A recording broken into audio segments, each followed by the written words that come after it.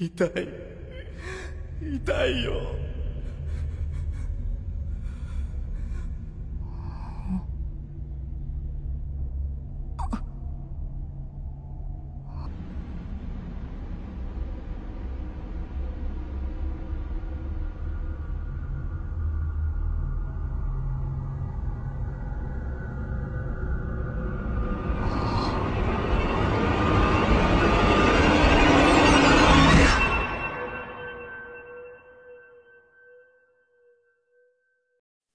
Plus proche de la mort que de la vie, l'humanité serait-elle en train de perdre celui qui la sauverait? Celui qui narre l'histoire de Shingeki no Kyojin depuis l'attaque des titans sur Shiganshina vit une deuxième fois Bertholdt dans ses pensées. Et tout comme le jour où ce dernier a décidé d'abandonner ses rêves, de voir l'océan et de les léguer à Eren, tout comme ce jour, nous avons perdu Armin. Mais ce n'est encore que temporaire. Et si ce n'était pas le commandant du bataillon d'exploration, mais plutôt Mikasa qui représenterait les ailes de la liberté? Et si l'humanité entière dépendait d'elle désormais? Sincèrement, je n'y crois pas, puisque je pense toujours et encore que Armin est le sauveur de l'humanité. Mais pour l'instant, Levi est blessé, Armin a disparu, Reiner, qui malgré la cuirasse protégeant son titan, n'a rien pu faire face au précédent colossal, qui auparavant était son meilleur ami, Bertholdt Hoover. Cependant, la seule différence entre hier et aujourd'hui, c'est que le colossal que nous voyons au chapitre 135 n'est qu'une coquille vide, seulement une création dont le but est de tuer et d'anéantir. Et pour notre plus grande surprise à tous, ce chapitre nous offre le bonheur et le malheur de découvrir tous les titans primordiaux du passé. Marteau d'armes cuirassé, mâchoire, bestial, féminin, charrette, assaillant et enfin colossal. Relique du passé, programmée pour tuer l'espoir du futur. Et comme l'avait expliqué Jean dans ce chapitre, ce ne sont pas des titans stupides, mais des titans qui évaluent la situation et attaquent simultanément, comme s'ils étaient contrôlés par un hôte, ce qui n'est ici clairement pas le cas, puisque cette fois-ci, Ymir Fritz est derrière tout ça. Ce n'est pas Eren le véritable ennemi de l'humanité comme on a pu le croire pendant très longtemps, mais c'est plutôt l'esclave du passé qui veut être le maître d'aujourd'hui. Ymir Fritz. Et d'une première page et deuxième page des plus symboliques, Ymir Fritz ouvre les barreaux et libère les cochons tout en leur disant « Vous êtes libres ». Et c'est en ouvrant ces barreaux qu'Ymir ouvre le spectacle et manifeste son pouvoir en recréant tous les titans primordiaux du passé pour contrer l'Alliance. Cette intelligence au niveau du storytelling, rien qu'avec une transition pareille, montre le message que veut nous faire passer Isayama.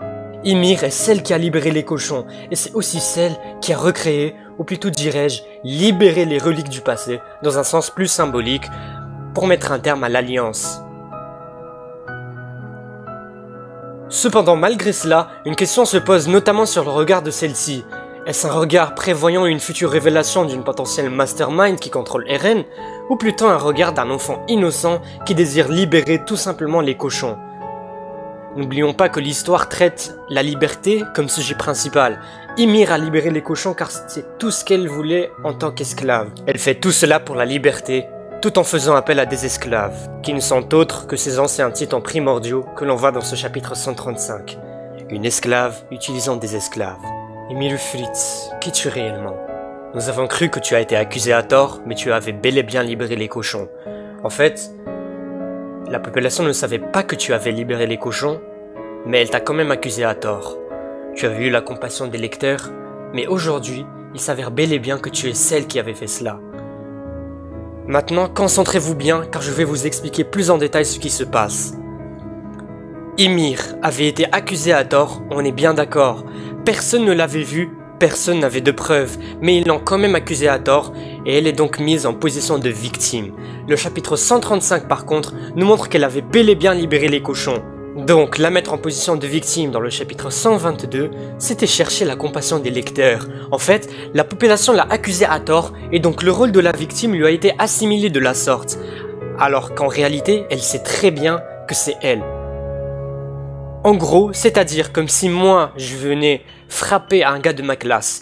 Personne ne m'a vu, mais on m'accuse moi, donc je joue la victime. Alors qu'en réalité, je sais que c'est moi, sauf que personne ne m'a vu. Donc je peux dire qu'on m'accuse à tort puisqu'il n'y a aucune preuve. Donc je peux avoir la compassion des autres qui ne m'accusent pas, et donc réussir à m'en sortir de la situation. Une autre interprétation viendrait expliquer qu'Ymir était innocente et avait libéré les cochons. Elle ne cherchait pas à jouer la victime, et rappelez-vous, lorsque le roi lui avait demandé si c'est elle qui a libéré les cochons, eh ben, avec le chapitre 135, on pourrait penser qu'il y a deux versions. Elle n'avait pas répondu et donc a été accusée à tort, et la deuxième version serait qu'elle ait hoché la tête pour dire que c'est bel et bien elle. Ce n'est qu'une enfant innocente et apeurée après tout. Pourquoi Yesayama nous donnerait-il ici deux visions? On nous explique qu'Ymir a été accusée à tort, et la deuxième on nous révèle qu'elle avait bel et bien libéré les cochons. Mais personne ne l'avait vue et absolument personne n'avait de preuves que c'était elle. Et c'est là où je suis encore plus abasourdi par le génie au niveau du récit que nous raconte Isayama. En tout cas, Ymir et Eren désirent la même chose, la liberté. Cependant, malgré leur but en commun, la manière dont Ymir voudrait atteindre la liberté diffère de celle de Eren. En effet, Eren ne voudrait pas tuer ses amis, alors que Ymir est prête à tuer l'Alliance, et cette volonté de se débarrasser d'eux est très bien montrée dans ce chapitre. Pour elle, s'il tue l'Alliance, alors elle aiderait Eren à continuer d'aller en avant, parce qu'elle aide Eren à avancer, et si Eren avance, alors elle aussi. Ce qui est problématique, c'est qu'Eren avait dit au chapitre 133 qu'il ne les priverait pas de leur pouvoir de titan. Cependant, Ymir ici prive Armin de ses pouvoirs, en lui enlevant tout moyen de pouvoir se transformer en titan colossal, afin qu'il puisse tout faire exploser, et ainsi trouver la localisation de Eren et de Sig. Une question majeure se pose donc ici. Ymir manipule-t-elle Eren afin qu'elle avance dans sa quête, ou pense-t-elle l'aider en voulant éliminer l'Alliance? Eh bien, j'ai peut-être une réponse à cette question. Les sortes de fils sur la tête d'Eren, vous les aviez oubliés? Et puis, Armin dans ce chapitre qui se dit qu'Ymir est invincible et qu'ils ne pourront rien faire contre elle alors qu'ils pouvaient tout simplement dire que les pouvoirs d'Eren le sont.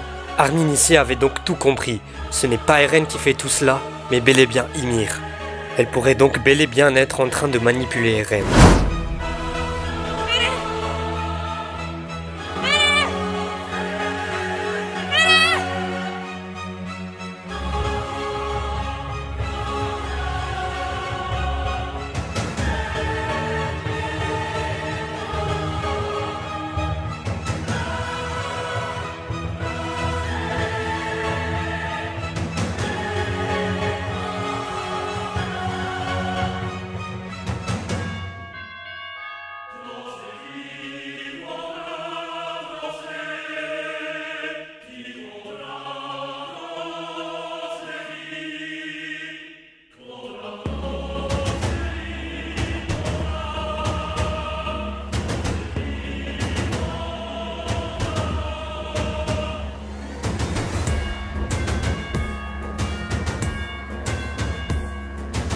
Et une fois de plus dans l'attaque des titans, alors que nous n'avions toujours pas trouvé le lien entre les animaux du troisième opening avec l'intrigue de l'histoire, le caméléon que nous voyons dans cet opening s'invite pour la première fois sous la forme d'un titan bestial venu pour étouffer Armin, l'empêchant donc de se transformer.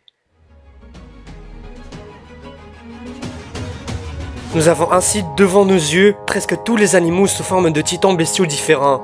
De par le caméléon, nous pouvons voir un bison, un cheval, un cerf, un dinosaure et un loup. L'Alliance fait donc face à 2 siècles de plusieurs générations de titans primordiaux, ou plutôt dirais-je, face à un cauchemar éveillé. Jean, tenant la main de Reiner pour le sauver, son discours m'a plus qu'ému, car il résume en 2 phrases la vie que le bataillon a choisi de vivre. Ils sont tous fous, et c'est pour cette raison qu'ils ont rejoint le bataillon d'exploration et rendu leur vie misérable. Ils vont combattre jusqu'à la fin, et nous sommes de tout cœur avec eux, dans leur combat final. Le mystère plane toujours sur la localisation de Eren ainsi que celle de Sig, alors que Falco et Annie étaient venus à la rescousse de l'Alliance à l'exception de Armin à la fin de ce chapitre 135, pourrions-nous espérer, après ce sauvetage miracle, un avenir pour l'humanité?